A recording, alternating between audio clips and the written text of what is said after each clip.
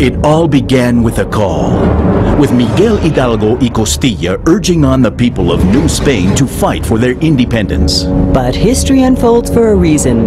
Several events in Europe and America lead up to Father Hidalgo's call. The winds of freedom are sweeping through the world. A war of independence is being fought in the United States to free itself of England, and the French Revolution seeks to cast off the tyranny of the king. These wars reaffirm the right of all people to fight for their freedom, for equality, and the right to elect their own governments.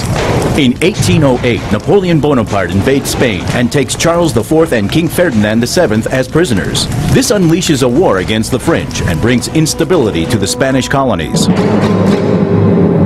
At this time, New Spain is the Spanish Empire's most prosperous territory, but its wealth benefits the Spanish crown more than it benefits the colony itself, which angers those who live there. Several clandestine groups form to begin the independence movement. One of these conspiracies sets off the war. The meetings of Miguel Hidalgo, Ignacio Allende, Juan Aldama, and Josefa Ortiz de Domínguez in Querétaro are discovered. Hidalgo goes to the church in the town of Dolores and calls on the people to overthrow the government of New Spain. With a standard of the Virgin of Guadalupe as their flag, the rebels win their first victories over the troops loyal to the king, which are defeated in the bloody battle at the public granary, the Alhóndiga de Granaditas in Guanajuato. The rebels are unstoppable on their march to Mexico City, but after the Battle of Monte de las Cruces on the outskirts of the capital, Hidalgo decides to retreat despite his victory there. The independence forces occupy Guadalajara. There, they try to organize a government.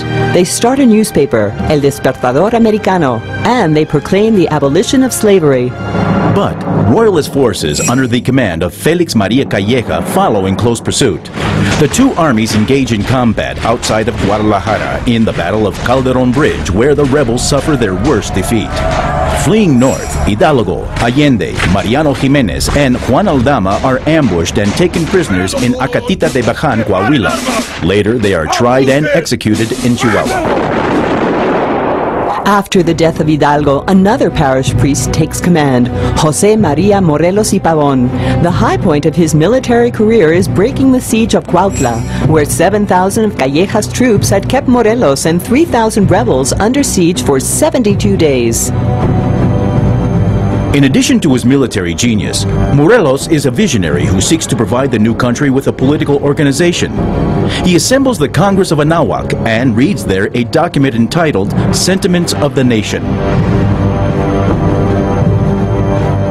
In Apatzingan, Congress adopts Mexico's first constitution, which establishes the country's political structure and a division of powers into the legislative, executive, and judicial branches. But soon after, Morelos begins to lose his battles. In 1815, he is taken prisoner, tried, and executed. In 1817, the independence movement was losing momentum when a liberal Spaniard, Javier Mina, gave it new impetus by arriving in Mexico with 300 men to fight with the rebels. After a bold campaign, he is trapped and shot in the back, accused of betraying his homeland. An event in 1820 changes the course of history. Spanish King Ferdinand VII accepts a liberal constitution, which eliminates many of the political, economic, and social privileges enjoyed by the Spaniards living in the colonies. This accelerates the move towards independence in Mexico. Creoles, Spaniards, mestizos, the indigenous population, and other elements of society all fight for the same goal, although for different reasons. The War of Independence ends when Vicente Guerrero, the most well-known rebel, and Agustín de Iturbide, a Creole at the head of the Royalist army, seal a pact with the embrace of Acatempan. With the Plan of Iguala, or the Plan of the Three Guarantees, Iturbide proclaims the independence of Mexico. After 11 years of fighting and 3 centuries of domination by Spain, Mexico emerges as an independent nation. History belongs to everyone. Bicentennial of Independence, Centennial of the Mexican Revolution, the Mexican government.